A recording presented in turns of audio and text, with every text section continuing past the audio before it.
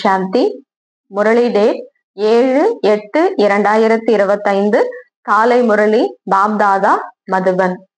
இன்னைக்கு பாபா முரளியில சொல்றாங்க, இனிமையான குழந்தைகளை, அழியாத ஞான ரத்தினங்களை தாரணை செய்து இப்பொழுது நீங்கள் ஏழையிலிருந்து செல்வந்தர் ஆக வேண்டும்.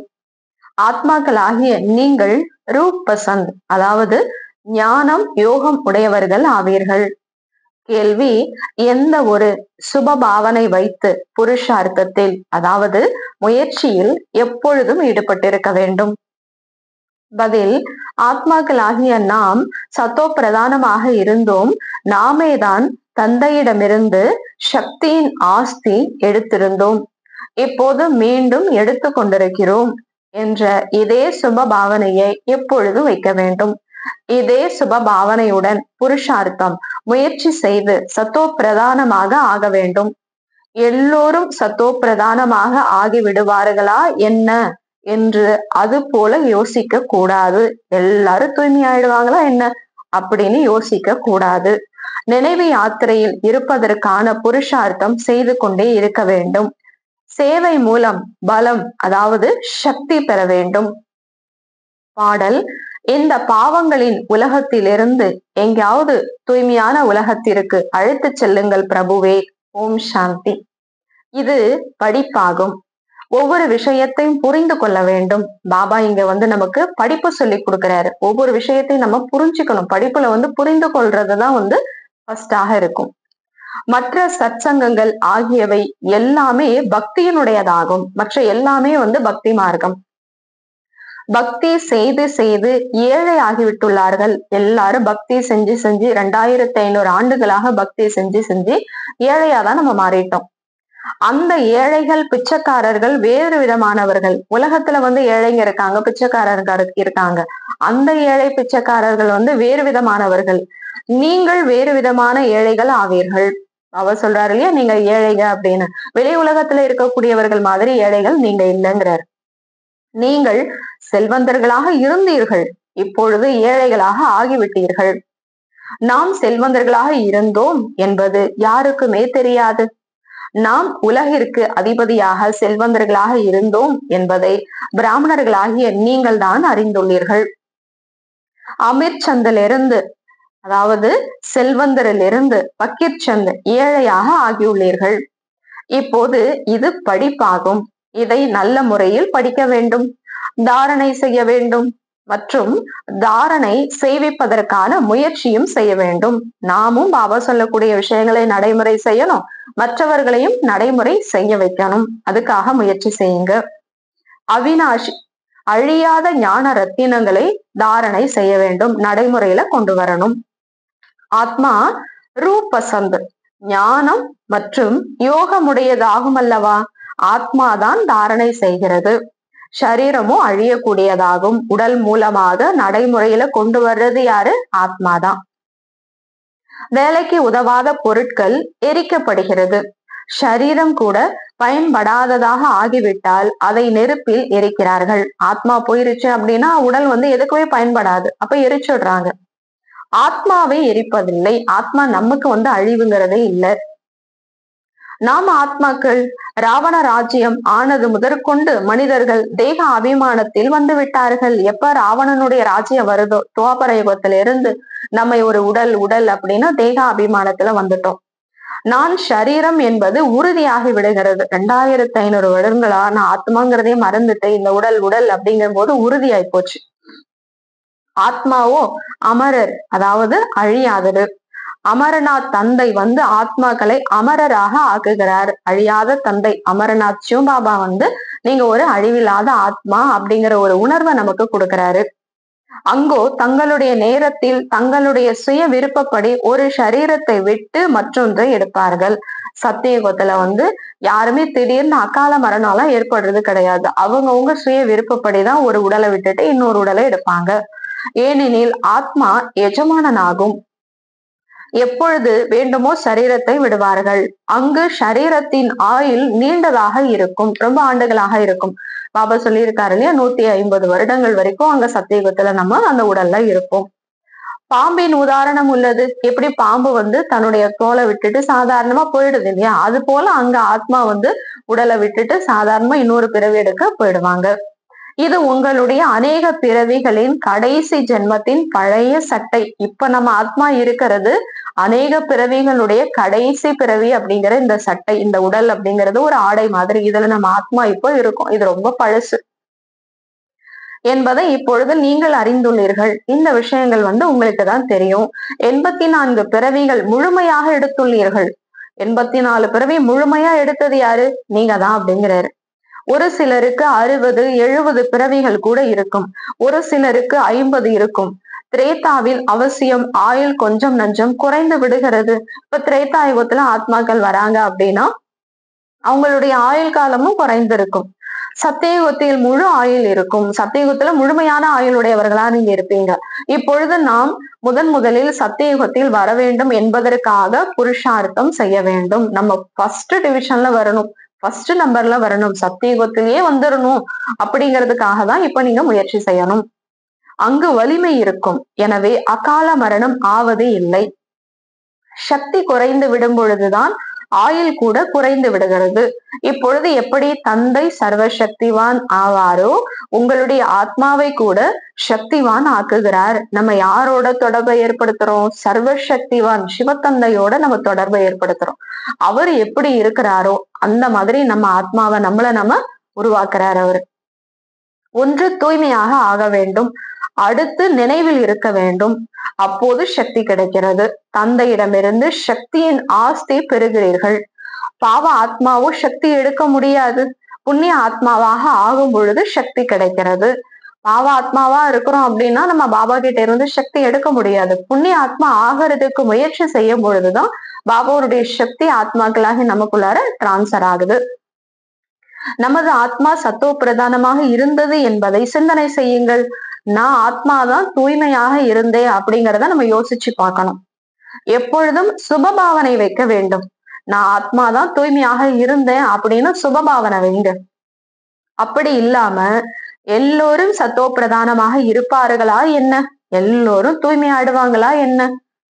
ஒரு சிலரோ சத்தோவாக கூட இருக்க கூடும் அல்லவா? கொஞ்சம் தூய்மை இழந்தவர்களா கூட இருப்பாங்க இல்லையா? அப்படி அல்ல. நாம் முதலில் சத்தோ பிரதானமாக இருந்தோம் என்று தங்களை உணர்ந்திருக்க வேண்டும். எல்லாரும் ஃபர்ஸ்ட் நம்பர்ல வந்துருவாங்களா என்ன? லாஸ்ட் நம்பரும் இருக்கு, செகண்டும் இருக்கு, தேர்டும் இருக்கும் இல்லையா? அப்படின்னு நீங்க யோசிக்க கூடாது அப்படிங்கிறார் பாபா. நான் பாபா சொல்ற மாதிரி முழுமையாக தூய்மையாகணும், நம்பர் 1ல வரணும் அப்படிங்கிற சுபபாவனை உங்க மீது நீங்க வையுங்கிறார். நிச்சயத்தினால்தான் சத்தோ பிரதானம் ஆவீர்கள். நம்ம தான் ஏற்கனவே தூய்மையாக இருந்தோம், நம்பர் 1ல இருந்தோம், இப்பயும் நம்ம தான் ஆக போறோம் அப்படிங்கிற நம்பிக்கை இருந்தாதான் நீங்க தூய்மை ஆக முடியுங்கிறாரு. அப்படியின்றி நாங்கள் எப்படி சத்தோ பிரதானமாக ஆக முடியும் என்பது அல்ல. பிறகு நழுவி விடுகிறார்கள், நினைவு யாத்திரையில் இருப்பதில்லை. இந்த மாதிரி சந்தேகம் வந்தது அப்படின்னா பாபாவுடைய நினைவுல இருந்து நழுவிடுவாங்க. அப்புறம் எப்படி தூய்மையாக முடியும்? கூடுமான வரையும் புருஷார்த்தம் செய்ய வேண்டும், முயற்சி செய்யணும். எவ்வளவு முடியுமோ நம்மளால முடிஞ்ச அளவுக்கு நம்ம முயற்சி செய்யணும். தன்னை ஆத்மா என்று உணர்ந்து சத்தோ பிரதானமாக ஆக வேண்டும். இச்சமயம் எல்லா மனிதர்களும் தமோ பிரதானமாக உள்ளார்கள். உங்களுடைய ஆத்மா கூட தமோ பிரதானமாக உள்ளது. ஆத்மா இப்பொழுது தந்தையின் நினைவின் மூலமாக சத்தோ பிரதானமாக ஆக வேண்டும். கூடவே சேவையும் செய்தீர்கள் என்றால் பலன் கிடைக்கும். உதாரணமாக யாரையாவது சென்டர் திறக்கிறார்கள் என்றால் அநேகருடைய ஆசீர்வாதங்கள் அவர்களுடைய தலை மீது வரும். யாராவது பாபாவுடைய வகுப்பு சென்டர் திறக்கிறாங்க அப்படின்னா அங்க வகுப்பு படிக்கக்கூடிய எல்லாருடைய ஆசீர்வாதமும் யாருக்கு வரும்? அந்த புண்ணியம் எல்லாமே அந்த சென்டர் திறக்கிறதுக்கு நிமித்தமா இருந்து அந்த ஆத்மாவுக்கு வரும். மனிதர்கள் யார் வந்தாலும் ஓய்வெடுக்கட்டும் என்பதற்காக சத்திரம் கட்டுகிறார்கள், தர்மசாலாலாம் கட்டுறாங்க. ஆத்மா குஷி அடையும் அல்லவா? யாராவது அந்த மாதிரி ஒரு பெரிய மனிதர் ஒரு தர்மசாலா கட்டுறாங்க அப்படின்னா அந்த தர்மசாலால ஓய்வெடுக்கிற கூடிய அந்த ஆத்மாக்களுக்கு எல்லாம் குஷி அடையும் இல்லையா? இருப்பவர்களுக்கு ஓய்வு கிடைக்கிறது என்றால் அதனுடைய ஆசீர்வாதம் சத்திரம் கட்டுபவர்களுக்கு கிடைக்கிறது. பிறகு விளைவு என்னவாக இருக்கும்? அடுத்த பிறவியில் அவர் சுகமாக இருப்பார். ஏன்னா எல்லாரும் தங்குறதுக்கு அவரு ஒரு சத்திரம் கட்டு கொடுத்திருக்கிறாரு. அப்போ அதை தங்கும் போது எல்லாருக்கும் சந்தோஷம் கிடைக்குது. அந்த சந்தோஷத்தினுடைய பலன் அவருக்கு புண்ணியம் சேருது. அடுத்த பிறவியில அதற்கான பலன் அந்த ஆத்மாவுக்கு வந்து சேருது. ஹாஸ்பிட்டல் திறந்து கொடுக்கிறார் என்றால் ஆரோக்கியம் நன்றாக இருக்கும். யூனிவர்சிட்டி திறந்து கொடுக்கிறார் என்றால் படிப்பு நன்றாக இருக்கும். சொர்க்கத்திலோ ஆஸ்பத்திரிகள் ஆகியவை இருக்காது. இங்கு நீங்கள் புருஷார்த்தத்தினால் முயற்சியினால் 21 பிறவிகளுக்கான பலனை, அதாவது பாக்கியத்தை அடைகிறீர்கள், புண்ணியத்தை அடைகிறீங்க. மற்றபடி அங்கு ஆஸ்பத்திரி, கோர்ட், போலீஸ் ஆகியவை எதுவுமே இருக்காது. இப்பொழுது நீங்கள் சுகதாமத்திற்கு செல்கிறீர்கள். சுகதாமம்னா சத்தியுகத்துக்கு போறீங்க. அங்க மந்திரி கூட இருப்பதில்லை. ஆலோசனை சொல்றதுக்கு ராஜாவுக்கு மந்திரி கூட அங்க இருக்க மாட்டாங்க. யார் சுயம் உயர்ந்ததிலும் உயர்ந்த மகாராஜா மகாராணி ஆகிறார்களோ அவர்கள் மந்திரியின் ஆலோசனையை பெறுவார்களா என்ன? அவங்களே சர்வசக்திவான ஆயிடுறாங்க, மாஸ்டர் சர்வசக்திவான ஆயிடுறாங்க. அப்படி இருக்கும் பொழுது மந்திரியினுடைய ஆலோசனை பெற வேண்டிய அவசியம் இல்லை. நடைமுறை அறிவு இல்லாத போது விகாரங்களில் விழும் பொழுது அப்போதுதான் ஆலோசனை கிடைக்கிறது. ராவண ராஜ்யத்தில் முற்றிலுமே அறிவற்றவர்களாக அல்ப புத்தி உடையவர்களாக ஆகிவிடுகிறார்கள். எனவே விநாசத்திற்கான வழி தேடிக்கொண்டே இருக்கிறார்கள். நாங்கள் உலகத்தை மிகவும் உயர்ந்ததாக ஆக்குகிறோம் என்று நினைத்துக் கொள்கிறார்கள். ஆனால் இது இன்னுமே கீழே விழுந்து கொண்டே செல்கிறார்கள். இந்த உலகத்தை நாங்க மேல தூக்குறோம் அப்படின்னு நினைக்கிறாங்க. பாபா சொல்றாரு, இன்னும் அவங்க என்ன பண்ணிட்டு இருக்கிறாங்க? கீழே விழ வச்சுட்டுதான் இருக்கிறாங்க. இப்பொழுது விநாசம் எதிரிலேயே உள்ளது. நாம் வீடு செல்ல வேண்டும் என்பதை குழந்தைகளாக நீங்கள் அறிந்துள்ளீர்கள். இப்ப நம்ம ஆத்மா நம்ம வீட்டுக்கு போகணும் அப்படிங்கறத நீங்க தான் தெரிஞ்சிருக்கீங்க. நாம் பாரதத்திற்கு சேவை செய்து தெய்வீக ராஜ்யத்தை ஸ்தாபனை செய்கிறோம். பிறகு நாம் ஆட்சி புரிவோம். அதற்கான செயலை இப்ப நம்ம செஞ்சுட்டு இருக்கோம். பிறகு இந்த உலகத்துக்கு நம்ம தான் எஜமானனாக போறோம். ஃபாலோ ஃபாதர், தந்தையை பின்பற்றுங்கள் என்று பாடவும் படுகிறது. Follow father so son, son so father. தந்தை குழந்தைகளை வெளிப்படுத்துகிறார், குழந்தைகள் தந்தையை வெளிப்படுத்துகிறார்கள். பாபா நம்மளை வெளிப்படுத்திட்டாரு. இப்ப நம்ம என்ன செய்யணும்? பாபாவை வெளிப்படுத்தணும். இச்சமயம் சிவபாபா பிரம்மாவின் உடலில் கற்பிக்கிறார் என்பதை குழந்தைகள் அறிந்துள்ளார்கள். சிவபாபா அவருக்கு உடல் கிடையாது. அதனால இந்த பிரம்மா பாபாவுடைய உடல்ல புரிய வைக்கிறாரு அப்படிங்கறத நீங்க புரிஞ்சுட்டீங்க. அவ்வாறேதான் புரிய வைக்க வேண்டும். மற்றவர்களுக்கும் இந்த மாதிரிதான் நம்ம புரிய வைக்கணும். நாங்கள் பிரம்மாவை பகவான் அல்லது தேவதை ஆகியோர் என்று ஏற்றுக்கொள்வதில்லை. நாங்கள் இந்த பிரம்ம பாபாவை பகவான்னு சொல்றது கிடையாது, தேவதை அப்படின்னு சொல்றதில்லை அப்படின்னு புரிய வைங்க. இவரோ பதீதமாக தூய்மையற்றவராக இருந்தார். தந்தை தூய்மையற்ற சரீரத்தில் பிரவேசித்துள்ளார். சிவபாபா வந்திருக்கிறது எந்த மாதிரி உடல்ல? தூய்மை இல்லாத ஒரு சரீரத்துலதான் பிரவேசமாயிருக்கிறாரு. விருட்சத்தில் பாருங்கள், கல்ப விருட்சத்துல பாருங்க, மேலே உச்சியில் நின்றுள்ளார் அல்லவா? பிரம்மா பாபா கல்ப விருட்சத்தினுடைய மேல காமிச்சிருக்கிறாங்க இல்லையா? பத்தீத்தமாக இருக்கிறார். பிறகு கீழே பாவனமாக ஆவதற்காக அந்த கல்ப மரத்தினுடைய அடியில் அந்த வேறு பகுதியில தூய்மை ஆவதற்காக தபஸ்யா செய்து பிறகு தேவதை ஆகிறார். தபஸ்யா செய்பவர்கள் பிராமணர்கள் ஆவார்கள். பிரம்மா குமார குமாரிகளாகிய நீங்கள் அனைவரும் ராஜயோகம் கற்றுக் கொண்டிருக்கிறீர்கள். எவ்வளவு தெளிவாக உள்ளது! இதில் மிகவும் நல்ல யோகம் வேண்டும். நினைவில் இருக்கவில்லை என்றால் முரளியில் கூட அந்த பலம் இருப்பதில்லை. பலம், சக்தி கிடைப்பதே சிவபாபாவின் நினைவில் இருக்கும் பொழுதுதான். நினைவினால் தான் சத்தோப்பிரதானம் ஆவீர்கள். இல்லை என்றால் தண்டனைகள் வாங்கி பிறகு குறைவான பதவி அடைந்து விடுவீர்கள். முக்கியமான விஷயம் நினைவினுடையதாகும். அதற்காக தான் பாரதத்தில் பழமையான யோகம் என்று கூறப்படுகிறது. பழமையான ராஜயோகம் அப்படின்னா வேற ஒண்ணுமே கிடையாது. சிவபாபாவை மனதால நினைக்கிறதுதான். ஞானம் பற்றி யாருக்குமே தெரியாது. இதற்கு முன் ரிஷி முனிவர்கள் படைப்பவர் மற்றும் படைப்பின் முதல் இடை கடை பற்றி எங்களுக்கு தெரியாது என்று கூறிக்கொண்டிருந்தார்கள். நீங்கள் கூட இதற்கு முன்பு ஒன்றும் அறியாமல் இருந்தீர்கள். இந்த 5 விகாரங்கள் தான் உங்களை முற்றிலுமே ஒரு காசுக்கும் உதவாதவர்களாக ஆகிவிட்டுள்ளது. உங்களை இந்த 5 விகாரம் தான் ஒன்னுத்துக்கும் பிரயோஜனம் இல்லாத ஆக்கிருச்சுங்கிறார் பாபா. இப்பொழுது இந்த பழைய உலகம் எரிந்து முற்றிலுமே முடிந்து போக போகிறது. எதுவுமே இருக்க போவதில்லை. நீங்கள் அனைவருமே வரிசை கிரமமாக புருஷார்த்தத்தின்படி, முயற்சியின்படி பாரதத்தை சொர்க்கமாக ஆக்குவதற்காக உடல், மனம், பொருளால் சேவை செய்கின்றீர்கள். கண்காட்சியில் கூட உங்களை கேட்கும் பொழுது அப்பொழுது கூறுங்கள். இப்ப கண்காட்சியில நம்ம நிறைய பேர் வருவாங்க. யாராவது நீங்க எப்படி எல்லாம் செலவு எல்லாம் செய்றீங்க அப்படின்னு கேட்பாங்க இல்லையா? அப்படி கேட்டாங்க அப்படின்னா நீங்க சொல்லுங்க, பிகேக்களாகிய நாங்கள் எங்களுடைய உடல், மனம், பொருளால் ஸ்ரீமத் படி சேவை செய்து ராமராஜ்யம் ஸ்தாபனை செய்து கொண்டிருக்கிறோம். அதுவும் எந்த எந்த வழிப்படி? ஸ்ரீமத் படி, ஈஸ்வரிய வழிப்படி நடந்து நாங்க ராமராஜ்யத்தை உருவாக்கிட்டு இருக்கோம் அப்படின்னு சொல்லுங்க. காந்தியடிகள் கூட ஸ்ரீமத் படி நாங்கள் ராமராஜ்யம் ஸ்தாபனை செய்கிறோம் என்று கூறவில்லை. இங்கோ அவருக்குள் இவருக்குள், அதாவது பிரம்ம பாபாவுக்குள் ஸ்ரீ ஸ்ரீ 108 பட்டத்துக்கு உரியவர் தந்தை அமர்ந்துள்ளார். அந்த அளவுக்கு மகிமைக்குரிய சிவத்தந்தை யாருடைய உடல் அமர்ந்திருக்கிறார்? பிரம்ம பாபா உடல் அமர்ந்திருக்கிறார். 108 உடைய மாலை கூட உருவாக்குகிறார்கள். மாலையோ பெரியதாக அமைகிறது. அதில் 108 பேர் நல்ல உழைப்பு செய்கிறார்கள். நன்றாக உழைப்பவர்கள் வரிசை கிரமமாகவும் நிறைய பேர் உள்ளார்கள். ருத்ர யஜ்யம் நடக்கும் பொழுது சாலி கிராமங்களுக்கும் பூஜை நடக்கிறது. அவசியம் கொஞ்சம் சேவை செய்துள்ளார்கள். அதனால்தான் பூஜை ஆகிறது. பிராமணர்களாகிய நீங்கள் ஆன்மீக சேவாதாரி ஆவீர்கள். அனைவருடைய ஆத்மாக்களையும் விழிப்படைய செய்கிறீர்கள். நான் ஆத்மா ஆவேன், இதை மறந்து விடுவதால் தேக அபிமானம் வந்து விடுகிறது. நான் இன்னார் ஆவேன் என்று நினைக்கிறார்கள். நான் அந்த மாதிரி இந்த மாதிரி அப்படின்னு தேக அகங்காரத்துல நினைக்கிறாங்க இல்லையா? நான் ஆத்மா ஆவேன் அப்படின்னு புரிய வச்சுட்டோம் அப்படின்னா ஆட்டோமேட்டிக்கா எல்லா தெய்வீக குணங்களும் வந்துடும். ஏன்னா ஆத்மானுடைய ஒரிஜினல் குணமே அதுதானே. குறிப்பிட்ட இந்த பெயர் இந்த சரீரத்தினுடையது என்பது யாருக்காவது தெரியுமா என்ன?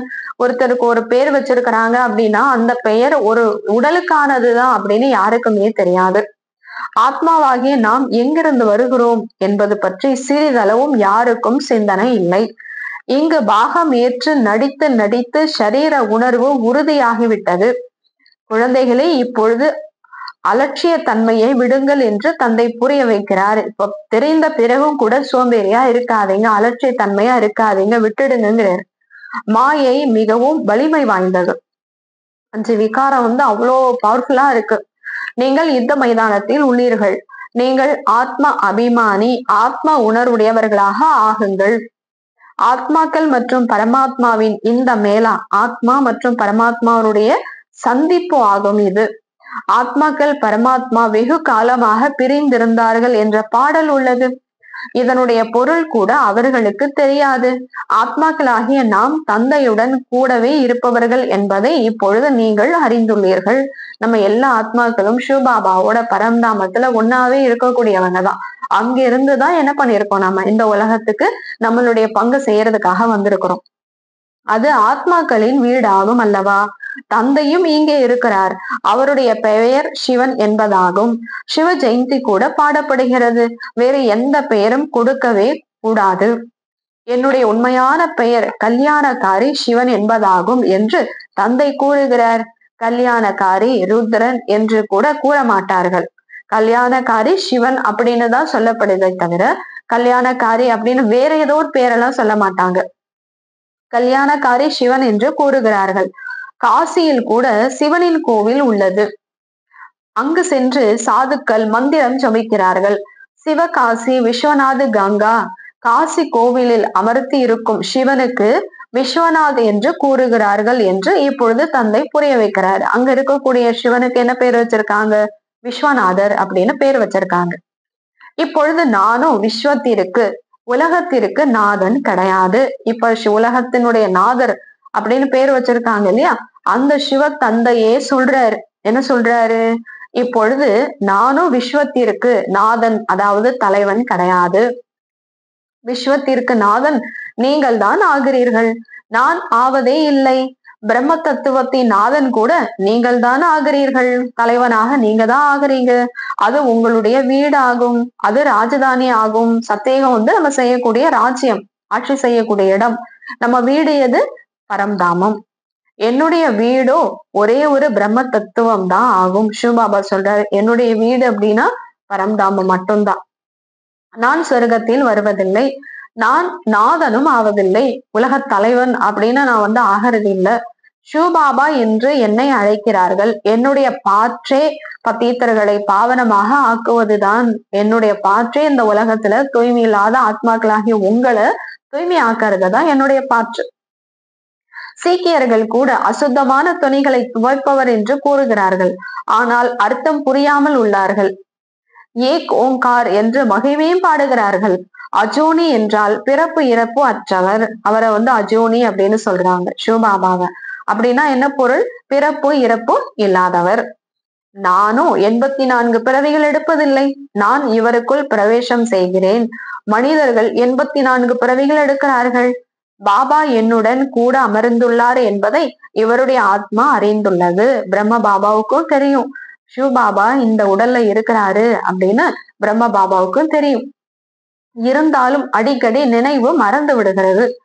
எனக்கு நிறைய உழைக்க வேண்டி உள்ளது என்று பிரம்ம பாபா சொல்றார். சிவபாபாவை நினைக்கிறதுக்கு நானும் நிறைய முயற்சி செய்யறேன். இந்த தாத்தாவின் ஆத்மா கூறுகிறது என் கூடவே அமர்ந்துள்ளார் என்றாலும் கூட எனது நினைவு நன்றாக இருக்கிறது என்று ஒன்று மட்டும் கிடையாது.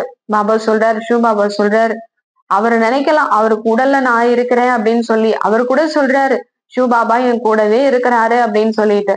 ஆனா என்ன சதா நினைச்சிட்டு இருக்கிறாரு அப்படின்னு ஒண்ணும் கிடையாது. ஒன்றாகவே இருக்கிறோம், என் பக்கத்தில் இருக்கிறார் என்று அமர்ந்திருக்கிறேன். இந்த சரீரத்தில் அவர் எஜமானன் போல் ஆவார். என் பக்கத்திலே இருக்கிறாரு, நாங்க 2 பேரும் ஒன்னாவே இருக்கிறோம். அவர் இந்த உடல்ல எஜமானனா இருக்கிறாரு. சிவபாபா இந்த பிரம்ம பாபாவுடைய உடலுக்கு எஜமானனா இருக்கிறாரு அப்படின்னு கூட நம்ம நினைக்கிறேன். பிறகு மறந்து விடுகிறேன். பாபாவிற்கு இருப்பதற்காக இந்த சரீரம் என்ற வீட்டை நான் கொடுத்துள்ளேன். பிரம்மா பாபா சொல்றாரு, சிவபாபா இருக்கிறதுக்கு இந்த உடல் அப்படிங்கிற வீட்டை நான் கொடுத்திருக்கிறேன். மற்றபடி ஒரு மூலையில் நான் அமர்ந்துள்ளேன். பெரிய மனிதர் அல்லவா இவர். சிந்தனை செய்கிறேன், பக்கத்தில் எஜமானன் அமர்ந்துள்ளார். நான் சிந்தனை பண்றேன், என் பக்கத்துல எஜமானர் சிவ தந்தையே இருக்கிறாரு அப்படின்னு. இந்த ரதம் அவருடையதாகும். அவர் இதை பராமரிக்கிறார். எனக்கு சிவபாபா உணவு ஊட்டுகிறார். நான் அவருடைய ரதம் ஆவேன். கொஞ்சமாவது உபச்சாரம் செய்வார். இந்த குஷியில் சாப்பிடுகிறேன். 2-4 நிமிடங்களுக்கு பின்னால் மறந்து விடுகிறேன். அப்போதுதான் நினைக்கிறேன் குழந்தைகளுக்கு எவ்வளவு உழைப்பு தேவைப்படக்கூடும் என்று. எனவே பாபா புரிய வைத்துக் கொண்டே இருக்கிறார். கூடுமானவரை தந்தையை நினைவு செய்யுங்கள். இப்படி நம்ம யோசிக்க கூடாது. பிரம்ம பாபாவே இவ்வளவு முயற்சி செய்யறாரு, நம்ம எங்க போய் நினைக்கிறது அப்படிலாம் நம்ம நினைச்சிடக்கூடாது. நம்மளும் முயற்சி செய்யணும். அதுக்குதான் பாபா சொல்றாரு, கூடுமானவரை தந்தையை நினைவு செய்யுங்கள். மிக மிக லாபம் உள்ளது. ரொம்ப ரொம்ப லாபம் எதுல இருக்குன்னா பாபாவை நினைக்கிறதுலதான் இருக்கு. எங்கோ சிறிய விஷயத்தில் கூட தொல்லை அடைந்து விடுகிறார்கள். ஒண்ணுமே இல்லாத விஷயத்துக்கு கூட தொந்தரவாயிடுறாங்க. பிறகு படிப்பை விட்டு விடுகிறார்கள். பாபா பாபா என்று கூறி கைவிட்டு விடுகிறார்கள். அவ்வளோ பாபா பாபான்னு சொல்றாங்க. அப்படிப்பட்ட குழந்தைங்க கூட பாபாவுடைய கையை விட்டுட்டு போயிடுறாங்க. தந்தையை தன்னுடையவராக ஆக்கிக் கொள்கிறார்கள். ஞானம் கூறுகிறார்கள். பாபா சொல்லக்கூடிய விஷயங்களை கேட்கிறார்கள். திவ்ய திருஷ்டி மூலமாக சொர்க்கத்தை பார்க்கிறார்கள். டிரான்ஸ்ல கூட போறாங்க, நடனம் ஆடுகிறார்கள். ஓஹோ என்னுடைய மாயையே அப்படிங்கிறாரு சிவபாபா. அப்படிப்பட்ட குழந்தைகளை கூட ஓஹோ என்னுடைய மாயையே, என்னை கைவிட்டு விடுகிறார்கள்.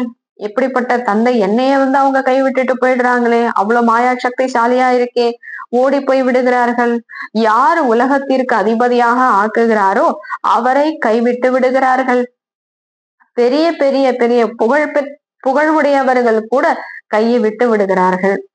இப்பொழுது உங்களுக்கு வழி கூறப்படுகிறது. அப்படியின்றி கையால் பிடித்து கொண்டு கூட்டி செல்வார் என்பதல்ல. சிவபாபா வழி சொல்றாரு அப்படின்னா கையை பிடிச்சு எங்க கூட்டிட்டு போறாரு அப்படிங்கிற பொருள் கிடையாது. இந்த கண்களால் ஒன்றும் குருடர் அல்லவே. ஆம், ஞானத்தின் 3வது கண் உங்களுக்கு கிடைக்கிறது. நீங்கள் சிருஷ்டியின் முதல் இடைக்கடையை அறிந்துள்ளீர்கள். இந்த 84 பிறவி சக்கரம் புத்தியில் சுற்ற வேண்டும். உங்களுடைய பெயர் சுயதர்ஷன சக்கரதாரி என்பதாகும். ஒரு தந்தையை மட்டுமே நினைவு செய்ய வேண்டும். வேறு யாருடைய நினைவும் இருக்கக்கூடாது. கடைசியில் இந்த நிலை இருக்க வேண்டும். எப்படி மனைவிக்கு கணவன் மீது அன்பு இருக்கிறது, அவர்களுடையது ஷரீர அடிப்படையிலான அன்பு. இங்க உங்களுடையது ஆன்மீக அன்பு. நீங்கள் எழுந்தாலும் அமர்ந்தாலும் கணவர்களுக்கெல்லாம் கணவன், தந்தைக்கெல்லாம் தந்தையே நினைவு செய்ய வேண்டும். உலகத்தில் கணவன், மனைவி மற்றும் குடும்பம் தங்களுக்குள் மிகவும் அன்புடன் இருக்கக்கூடிய வீடுகள் நிறைய இருக்கின்றன. இந்த உலகத்துல கூட கணவன், மனைவி, குழந்தைகள் எல்லாமே ரொம்ப அன்பா இருக்கக்கூடிய ஒரு சில வீடுகள் கூட இருக்குங்கிறார் பாபா. 5, 6 குழந்தைகள் ஒன்றாக இருப்பார்கள். அதிகாலையில் சீக்கிரம் எழுந்து பூஜையில் அமர்வார்கள். எந்த ஒரு சண்டை சச்சரவு ஆகியவை வீட்டில் இருக்காது. ஒரே ரசனையுடன் இருப்பார்கள். ஒரு சில இடங்களிலோ ஒருவர் ராதா சுவாமியின் சிஷ்யராக இருப்பார், இன்னொருவர் தர்மத்தையே ஏற்றுக்கொள்ளாதவராக இருப்பார். சிறிய விஷயங்களில் கோபித்துக் கொள்ள முற்படுவார்கள். எனவே தந்தை கூறுகிறார், இந்த கடைசி பிறவியில் முழுமையான புருஷார்த்தம் முயற்சி செய்ய வேண்டும். தங்களுடைய பணத்தை கூட பயனுள்ளதாக ஆக்கி தங்களுக்கு தாங்களே நன்மை செய்யுங்கள். பின் பாரதத்திற்கும் கூட நன்மையாகும். நாம் நம்முடைய ராஜதானியை ஸ்ரீமத் படி மீண்டும் ஸ்தாபனை செய்கிறோம் என்பதை நீங்கள் அறிந்துள்ளீர்கள். நினைவின் யாத்திரையினால் மற்றும் சிருஷ்டியின் முதல் இடைக்கடையை அறிந்து கொள்வதாலேயே நீங்கள் சக்கரவர்த்தி ராஜா ஆகிவிடுகிறீர்கள். பிறகு இறங்குவது ஆரம்பமாகிவிடும். பிறகு கடைசியில் பாபாவிடம் வந்து விடுவீர்கள். ஸ்ரீமத் பதி நடப்பதாலேயே உயர்ந்த பதவி அடைவீர்கள். தந்தை ஒன்றும் தூக்கிலிடுவதில்லை. பாபா இவ்வளவு பெரிய கஷ்டத்தெல்லாம் நமக்கு கொடுக்கறது இல்ல. ஒன்று தூய்மை ஆகுங்கள் என்று கூறுகிறார். மேலும் தந்தையை நினைவு செய்யுங்கள். சத்தியுகத்தில் யாருமே தூய்மை அற்றவராக இருப்பதில்லை. தேவி தேவதைகள் கூட மிகவும் குறைவாகவே இருப்பார்கள். பிறகு மெல்ல மெல்ல எண்ணிக்கை கூடுகிறது. தேவதைகளுடையது சிறிய செடியாகும். பிறகு மெல்ல மெல்ல வளர்கிறது. பிறகு எவ்வளவு வளர்ந்து விடுகிறது. ஆத்மாக்கள் எல்லாம் வந்து கொண்டே இருப்பார்கள். இது அமைக்கப்பட்ட நாடகம் ஆகும். நல்லது. இனிமையிலும் இனிமையான காணாமல் போய் வெகு காலம் கழித்து கண்டெடுக்கப்பட்ட குழந்தைகளுக்கு தாய் தந்தை பாப் தாதாவின் அன்பு நினைவுகள் மற்றும் காலை வணக்கம். ஆன்மீக குழந்தைகளுக்கு ஆன்மீக தந்தையின் நமஸ்காரம். ஆன்மீக தந்தைக்கு ஆன்மீக குழந்தைகளின் நமஸ்காரம். நன்றி பாபா. தேங்க்ஸ் பாபா. தாரணைக்கான முக்கிய சாரம். நடைமுறை செய்வதற்காக முரளியில் இருந்து முக்கியமான 2 பாயிண்ட்ஸ். முதலாவது, ஆன்மீக சேவாதாரி ஆகி ஆத்மாக்களை விழித்தழிய செய்வதற்கான சேவை செய்ய வேண்டும். உடல் மனம் பொருளால் சேவை செய்து ஸ்ரீமத் படி ராமராஜ்யத்தை ஸ்தாபனை செய்வதற்கு நிமித்தமாக ஆக வேண்டும். அதாவது கருவியாக ஆக வேண்டும். இரண்டாவது, சுயதர்ஷன சக்கரதாரி ஆகி 84 பிறவிகளின் சக்கரத்தை புத்தியில் சுற்ற வேண்டும். ஒரு தந்தையை மட்டுமே நினைவு செய்ய வேண்டும். வேறு யாருமே நினைவிற்கு வரக்கூடாது. ஒரு பொழுதும் எந்த ஒரு விஷயத்திலும் வருத்தமடைந்து படிப்பை விட்டுவிட கூடாது. வரதானம். குழுவில் எல்லோருடனும் இருந்து கொண்டே லட்சியம் மற்றும் லட்சணத்தை சமமாக ஆக்கக்கூடிய சதா சக்திசாலி ஆத்மா ஆகுக. குழுவில் ஒன்றாக இருந்து கொண்டே லட்சியம் மற்றும் லட்சணத்தை சமமாக ஆக்கக்கூடிய சதா சக்திசாலி ஆத்மா ஆகுக. விளக்கம். குழுவில் ஒருவர் மற்றவரை பார்க்கும் பொழுது ஊக்கம் உற்சாகமும் வருகிறது, சோம்பேறித்தனமும் வருகிறது. ஒரு 10 பேர் குழுவா நம்ம இருக்கிறோம் அப்படின்னா ஒருத்தரை பார்க்கும் பொழுது ஊக்க உற்சாகமும் வருது, சோம்பேறித்தனமும் வருது. ஒருத்தர் ஊக்க உற்சாகமா இருந்தாங்கன்னா அதை பார்க்கும்போது உற்சாகம் வருது. ஒருத்தர் சோம்பேறியா இருந்தாங்கன்னா அதை பார்க்கும்போது சோம்பேறித்தனம் வருது. இவர்களே இதை செய்கின்றார்கள், நாமும் கூட இதை செய்தால் என்ன ஆகிவிடப் போகிறது? எனவே குழுவில் உயர்ந்தவராக ஆவதற்கான சகயோகத்தை உதவியை இடுங்கள். ஒவ்வொரு செயலை செய்வதற்கு முன்பு இந்த ஒரு விசேஷமான கவனம் அல்லது லட்சியத்தை வையுங்கள். அதாவது நான் என்ன நிறைந்தவனாக சம்பன்னமாகி சாம்பிள் ஆக வேண்டும். நான் என்னை நிறைத்துக்கணும், நான் முழுமையாகணும், நான் மற்றவர்களுக்கு உதாரணமாகணும் அப்படிங்கிற ஒரு லட்சியத்தை நீங்க வைங்க. நான் செய்து பிறரை செய்விக்க வேண்டும். நான் குழுவுல இருக்கிறேன் அப்படின்னா எல்லாரும் என்ன ஃபாலோ பண்றாங்க, நான் நம்பர் 1 இருந்தாதான் எல்லாரும் நம்பர் 1 வருவாங்க அப்படிங்கிற லட்சியத்துல நம்ம இருக்கணும். பிறகு மீண்டும் மீண்டும் இந்த லட்சியத்தை வெளிக்கொண்டு வாருங்கள். லட்சியம் மற்றும் லட்சணத்தை ஒன்றிணைத்து செல்லுங்கள். அப்பொழுது சக்திசாலியாக ஆகிவிடுவீர்கள். ஸ்லோகன். கடைசி காலகட்டத்தில் வேகமாக செல்ல வேண்டும் என்றால் சாதாரண மற்றும் வீணான எண்ணங்களில் நேரத்தை வீணடிக்காதீர்கள். கடைசி காலகட்டத்தில் வேகமாக செல்ல வேண்டும் என்றால் சாதாரண மற்றும் வீணான எண்ணங்களில் நேரத்தை வீணடிக்காதீர்கள். நல்லது. ஓம் சாந்தி.